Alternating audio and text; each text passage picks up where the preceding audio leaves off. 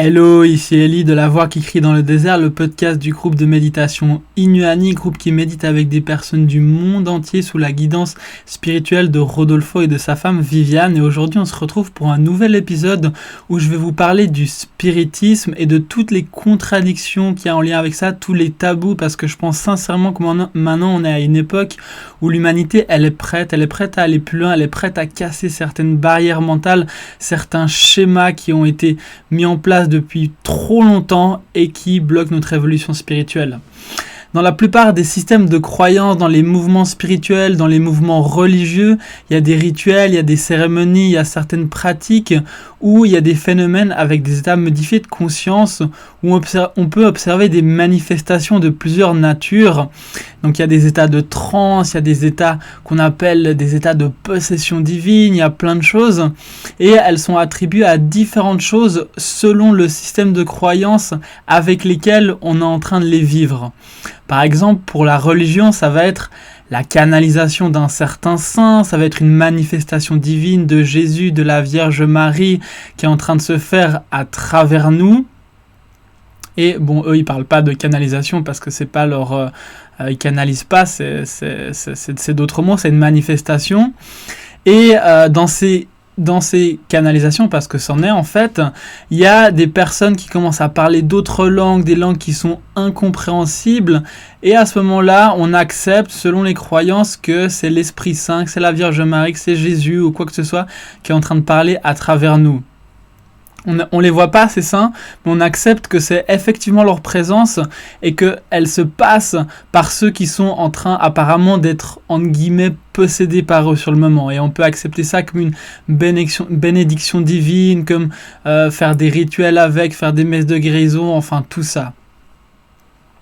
La vraie question qu'on doit se poser, c'est qu'est-ce qu'ils sont en train d'accepter comme manifestation pendant leur transe qu'ils considèrent comme divine. Parce que des telles manifestations, des personnes qui parlent d'autres langues, toutes les manifestations qui peuvent exister, que ce soit des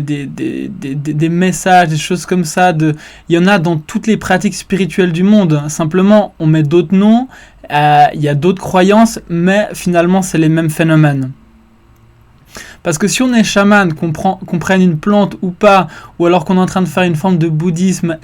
ésotérique et qu'on commence à vivre le genre de même manifestation, on va vivre la même chose, mais on va mettre simplement des mots différents dessus. Peut-être qu'on parlera d'un autre saint, peut-être qu'on parlera d'un animal sacré, protecteur, enfin peu importe. Dans le cas de la religion chrétienne, c'est que même si on a les mêmes effets alors qu'on fait des pratiques différentes, il y en a qui vont être considérés comme sacrés et d'autres qui vont être considérés comme démoniaques, blasphématoires, comme idolâtrie ou bien comme spiritisme. Alors que pourtant, si c'est un croyant qui croit en Jésus, en la Vierge Marie, tout ce genre de choses-là, ça va être ok. Quand c'est au nom d'un saint, ça devient ok, mais tout le reste, voilà, c'est démoniaque. Mais finalement, tout ça, c'est tout des entités, et que ce soit conscient ou inconsciemment, tout ça, c'est du spiritisme. Tout ça, c'est ok, c'est juste que maintenant, je pense qu'on a une époque où il faut le reconnaître. Et vraiment que,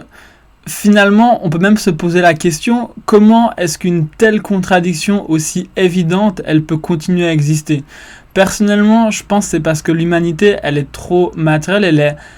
inclinée à l'extrême matériel à notre époque, et que grâce à toutes les technologies, bon ça c'est un des avantages, c'est que grâce à toutes les technologies, on peut avoir accès à tout ça, on peut avoir accès aux différentes cultures, à différentes pratiques, et que du coup n'importe quelle personne sensée, même quelqu'un qui est pas intéressé par ça, et surtout quelqu'un qui est pas intéressé par ça, il va comprendre que finalement les manifestations, quand elles sont pareilles mais vécues avec des croyances différentes, c'est la même chose. Et je pense que c'est pour ça que Rodolfo il parle du fait qu'on est encore dans l'âge de pierre spirituelle, c'est parce que finalement la spiritualité de par notre côté matérialiste, elle a été mise de côté. Et du coup, ce genre de contradiction évidente et grossière, déjà ça fait que des personnes qui sont moins croyantes, qui se considèrent comme athées ou qui ne croient pas en un pouvoir supérieur, ça leur donne des raisons de mettre de côté la spiritualité, parce que en effet c'est des grosses